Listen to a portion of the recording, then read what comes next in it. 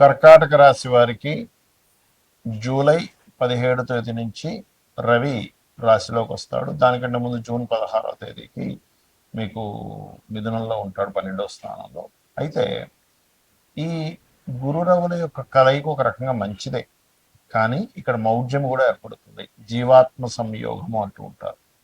ఈ యొక్క జీవాత్మ సంయోగానికి మౌఢ్యం ఏర్పడడం వలన మీరు ప్రత్యేకంగా హెల్త్ విషయంలోని, పెద్ద మొత్తంలో మనీ ట్రాన్స్ఫర్ చేసే విషయంలోని కొన్ని చిన్న చిన్న తప్పిదాల వల్ల ఇరుక్కుంటుంటారు. కాబట్టి ఈ విషయంలో చాలా జాగ్రత్తగా ఉండండి. మరియు అదేవిధంగా ఈ మిగతా గ్రహాలు ఏవైతే ఉన్నాయో, అంటే లాభంలోకి వస్తున్న కుజుడు, రెండవ స్థానంలో ఉండేటువంటి కేతువు, అష్టమంలో ఉండే రాహు, భాగ్యంలో ఉండేటువంటి శని, మరి ఈ యొక్క గ్రహస్థితి వలన మీకు కలిగేటువంటి ఫలితాలు ఏమిటి, ఏ దేవతారాధన చేయాలి, ఎటువంటి విషయాల పట్ల మీరు జాగ్రత్త వహించాలి అనేటువంటి అంశాలు చెప్తుంది నేనైనప్పటికీ చెప్పిస్తుంది సాక్షాత్ లలిత అమ్మవారిగా భావిస్తూ, ఆ లలితాంబిక అమ్మవారి యొక్క అనుగ్రహం మీకు పరిపూర్ణంగా కలగాలని మనస్ఫూర్తిగా కోరుకుంటూ, ఇక్కడ గమనించినట్లయితే ఈ రాశిలోకి రవి ఎంటర్ అవుతూనే మౌఢ్యంలో ఉంటున్నాడు. అంటే ఆల్మోస్ట్ అసలు యాక్చువల్గా జూలై 17కి ఎంటర్ అవుతున్నాడు, కానీ జూలై 15 నుంచే మౌఢ్యం ఉంటుంది. కాబట్టి ఈ మౌఢ్యం యొక్క ప్రభావం ఎలా ఉండబోతుంది వీరికి? 6వ అధిపతి మరియు 9వ అధిపతి భాగ్యాధిపతి, షష్టమ భాగ్యాధిపతి కంబస్ట్ అవుతున్నాడు రాశిలో. కాబట్టి మీరు పెద్ద మొత్తంలో మనీ ఎవరికైనా ట్రాన్స్ఫర్ చేసే విషయంలో, ఎవరికైనా అప్పు ఇవ్వడం తీసుకునే విషయంలో, ఎందుకంటే ఇక్కడ రెండో భావంలో కూడా కేతు ఉన్నాడు. ఈ మౌఢ్యంని మాత్రమే కాకుండా రెండవ స్థానంలో ఉండే గ్రహాన్ని కూడా మనం కన్సిడర్ చేయాలంటే ధన స్థానంలో ఉన్నాడు కేతువు, భాగ్యస్థానంలో శని ఉన్నాడు. కాబట్టి భాగ్య శని ధనకేతువు ఉన్నప్పుడు ఇక్కడ ఈ మౌఢ్యం ఏర్పడుతున్నప్పుడు, భాగ్యాధిపతి మౌఢ్యములు ఏర్పడుతున్నప్పుడు ఖచ్చితంగా ఈ విషయంలో జాగ్రత్తగా ఉండండి.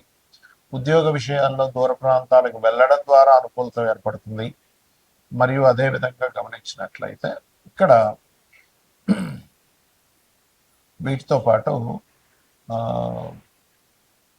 లాభస్థానంలో ఉండేటువంటి కుజుడు మంచివాడే. కాకపోతే ఏంటంటే ఇక్కడ ఆ కుజుడి యొక్క దృష్టి ధనస్థానం మీద ఉంది. కాబట్టి మీరు గణపతి యొక్క ఆరాధన మరియు సుబ్రహ్మణ్యేశ్వర స్వామి యొక్క ఆరాధన మీరు ఎంత చేస్తుంటే అంత ధనపరంగా బాగుంటుంది.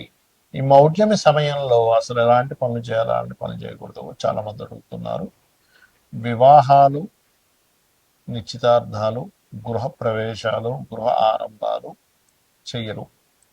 ఇది మరి నార్త్ సైడ్ వాళ్ళకి వర్తించదు అంటారు, మనమే ఎక్కువగా పాటిస్తూ ఉంటాం. నార్త్ సైడ్ వాళ్ళు పట్టించుకోరు. కాకపోతే దాని ప్రభావం ఉంటుంది. ఎంతైనా కూడా మనకి వజ్రము, దుర్ముహూర్తము, యమగండాలు ఇవన్నీ కొన్ని ప్రాంతాల్లో వర్తిస్తే, కొన్ని ప్రాంతాల్లో వర్తించినప్పుడు అలాగే మరి ఇది అలా అవుతుందా అంటారు చాలా మంది. కానీ ఇది అలా ఉండదు. యూనివర్సల్గా ఇది దాని ప్రభావం చూపిస్తూ ఉంటుంది.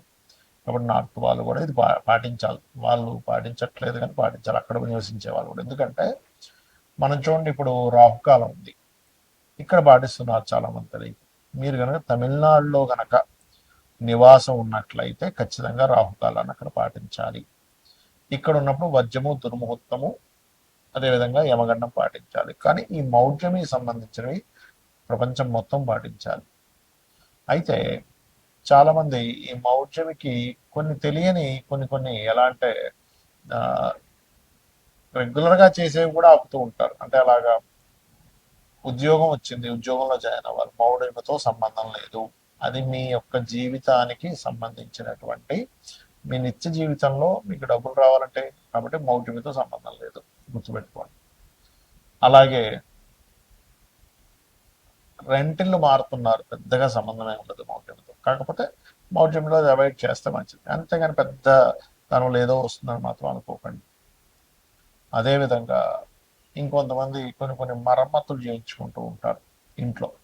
ఏమైనా వాస్తు దోషం ఉంది, మౌఢ్యంలో చేయించుకోవచ్చు, ఏమీ సంబంధం లేదు. నువ్వు సెట్ చేసుకునే దానికి చేసుకోవచ్చు.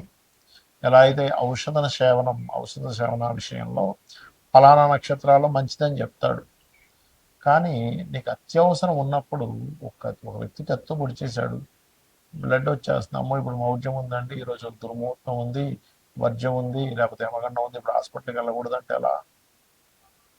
యాక్సిడెంట్ అయింది, వెంటనే తీసుకెళ్ళి వాళ్ళు అతను రిపేర్ చేయించాలిగా. అత్యవసర వస్తువుల్లో ధర్మం ఎలా అంటే మీకు ఆపద్ధర్మాలను కొన్ని ఉంటాయి.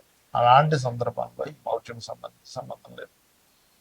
అలాగే మరొక విషయం ఏంటంటే, ఇప్పుడు నేను మీకు ఇందాక ఒక్కొక్క రాశి వాళ్ళకి మీకు చెప్తూ వచ్చా ఈ మౌఢ్యమి సంబంధించిన విషయం. మేషం వారికి ఈ ప్రాపర్టీ విషయంలోని, వృషభం వారికి అగ్రిమెంట్స్ అని, మిథునం వారికి ధన విషయంలోని, కర్కాటకం వారికి అప్పుల విషయంలోని, లేకపోతే వాళ్ళు ఏదైనా స్ట్రక్ అవ్వడం అని, సింహం వారికి ఇన్వెస్ట్మెంట్స్ అని, కన్య వారికి బిజినెస్ రిలేటెడ్, తుల వారికి జాబ్ సంబంధించిన, మరియు అదేవిధంగా వృచ్చికం వారికి దూర ప్రాంతాలు అండ్ ఉపనయనాథ సంస్కారాలు, ధనస్సు వారికేమో షేర్ మార్కెట్ అండ్ ఇన్సూరెన్సెస్, మకరం వారికేమో వివాహ సంబంధించిన, మరియు ఈ కుంభం వారికేమో మన ఏదైతే ఇందాక చెప్పుకున్నామో ఈ అప్పులు ఇవ్వడం తీసుకోవడం, జాబ్ సంబంధించిన, మరియు అదేవిధంగా శత్రుత్వాల విషయంలో మీనం వారికి సంతాన సంబంధించిన. ఎందుకు అంటే వాళ్ళ లగ్నం నుంచి ఆ భావం ఆ స్థానం అవుతుంది. అన్ని విషయాలకు కాదు, పర్టికులర్గా వాళ్ళ పర్సనల్ చార్ట్లో ఈ విషయంలో జాగ్రత్తగా ఉండాలి. యూనివర్సల్గా జరిగే కొన్ని శుభకార్యాలకు ఎందుకు శుభకార్యాలు చేయరు ఆ సమయంలో అంటే, గురువు యొక్క దృష్టి, శుక్రుడి యొక్క దృష్టి, రవి యొక్క కిరణాల చేత, రవికి అతి సమీపంలో వెళ్ళడం మూలంట వాటి యొక్క ప్రభావం తగ్గిపోతుంది. వాటి ప్రభావం ఎప్పుడైతే గురువు ప్రభావం తగ్గిపోయిందో అక్కడ కలిగేటువంటివి ఏమిటి, యూనివర్సల్గా జరిగేవి ఏమిటి, బంగారం యొక్క ధర సంబంధించిన విషయంలో బాగా డౌన్ఫాల్ అవ్వడం ఆ సమయంలో, ఇంకా విచిత్రంగా ఫ్లక్చువేట్ అవ్వడం ధరల విషయంలో జరుగుతుంటుంది అనమాట ఆ టైంలో పర్టికులర్గా. అలానే మీరు చాలామంది ఏంటంటే, నేను చాలాసార్లు చెప్పాను, 1 year నుంచే చెప్తున్నాను, బాగా పెరుగుతుంటుంది, తగ్గుతూ ఉంటుంది, తగ్గుతుంది, 50 సార్లు అయినా జరుగుతుంది, డోంట్ వరీ అని.